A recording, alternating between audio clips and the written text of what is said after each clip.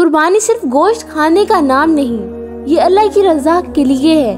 نبی کریم صلی اللہ علیہ وآلہ وسلم نے فرمایا، قربانی کا گوشت 3 حصوں میں تقسیم کرو، ایک اپنے لیے، ایک رشتہ داروں کے لیے اور ایک فقراء کے لیے۔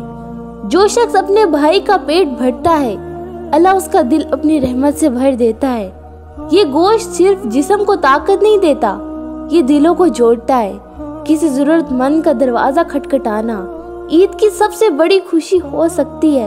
کیا آپ جانتے ہیں نبی کریم صلی اللہ علیہ وآلہ وسلم خود اپنے ہاتھ سے گوشت تقسیم کیا کرتے تھے۔ اگر آپ کی قربانی کسی غریب کے چہرے پر مسکراہٹ نہ لا سکی تو پھر قربانی کا مقصد رہ گیا۔ آئیے اس عید پر ہم صرف اپنوں کے لیے نہیں، اللہ کے بندوں کے لیے سوچیں۔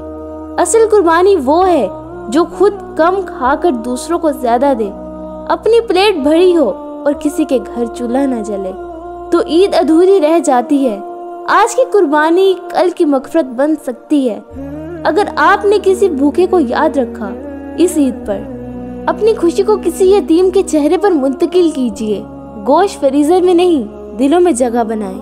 نبی کریم صلی اللہ علیہ وآلہ وسلم نے فرمایا، مجھے فقراء و مساکین کے ساتھ رکھو۔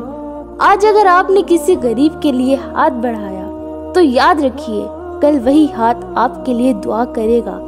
یہ پیغام اگر دل کو لگا ہو تو ویڈیو کو شیئر کریں اور چینل کو سبسکرائب کریں۔ جزاک اللہ خیر۔